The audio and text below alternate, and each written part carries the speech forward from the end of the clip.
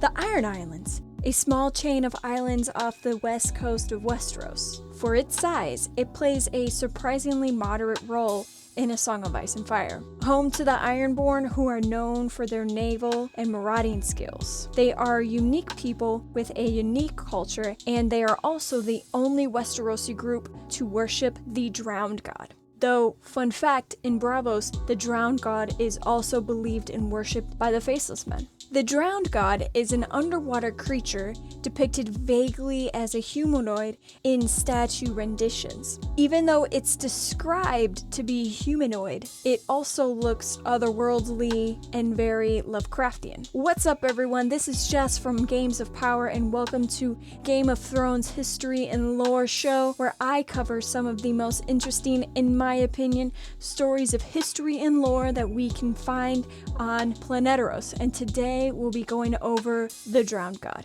With that said, let's get into it.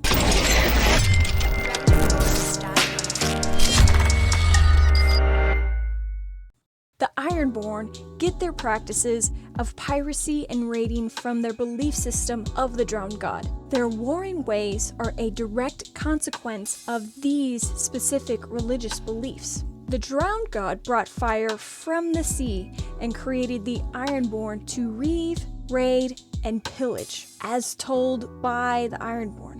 To them, it's considered pious and praiseworthy to kill enemies in battle. This is taken to such an extreme that in order to be considered a man in their culture, you must kill your first opponent. They also have this interesting concept of gold price and iron price, where to them, it's better to get what they have by paying the iron price and killing their enemies for it, rather than getting what they want by paying the gold price, or in other words, paying for it in gold or trade. Even though their belief systems look like an excuse to be violent and alpha against other cultures, don't be fooled. This religion is serious and has a well-developed cosmology to go with it. To the Ironborn, the Storm God and their Drowned God is in perpetual struggle with each other, something similar to Ragnarok. The Storm God lives in a castle built on the thundered clouds, while the Drowned God lives beneath the sea. They also believe that storms are actually caused by the Drowned God, trying to use these storms to sink Ironborn ships.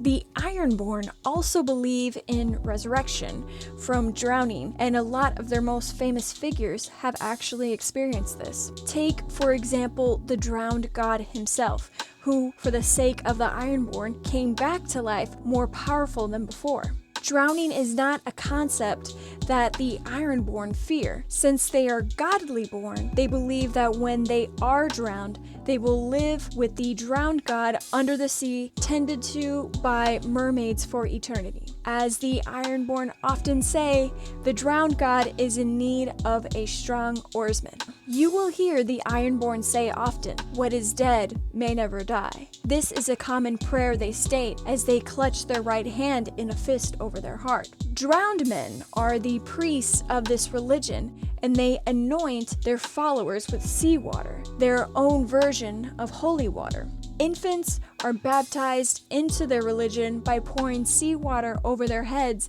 and adults, in a similar fashion, are baptized as the drowned man recites their prayer, "What is dead may never die." Drowned men also perform another ritual when the king of the Iron Islands is being anointed. The king is held underwater until he is drowned, and the ceremony is over when he is taken to the beach and either survives the drowning or dies. The religion of the Drowned God is rooted in masculinity and misogyny, where men are expected to raid and plunder, while women are frowned upon if they do these things. Which is why it is so unusual that Yara Greyjoy has risen through the ranks to command her own ship and lead. Her father, Balon Greyjoy, is a devout follower of the Drowned God. However, he is proud of Yara's achievements, even though it's unorthodox for him to do so. Another fact, but not necessarily a fun one, is how the Ironborn pay offerings to their Drowned God. They do this by chaining criminals to 4 stakes on the beach at low tide, so they can then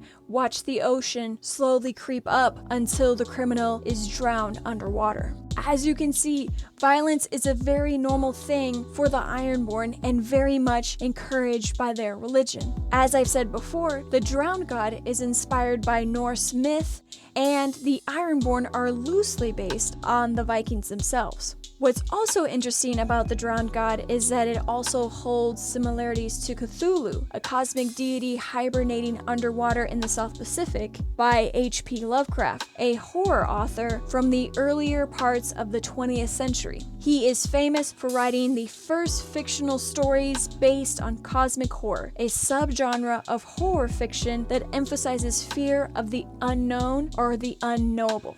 The Drowned God isn't even the only aspect of A Song of Ice and Fire influenced by Lovecraft, but we'll get into that another day. Now, let me know what you think. Did you like learning about the Drowned God? Did you notice all of the Norse myths that inspired this religion in A Song of Ice and Fire? Let me know below. As always, thank you so much for watching and have a great day.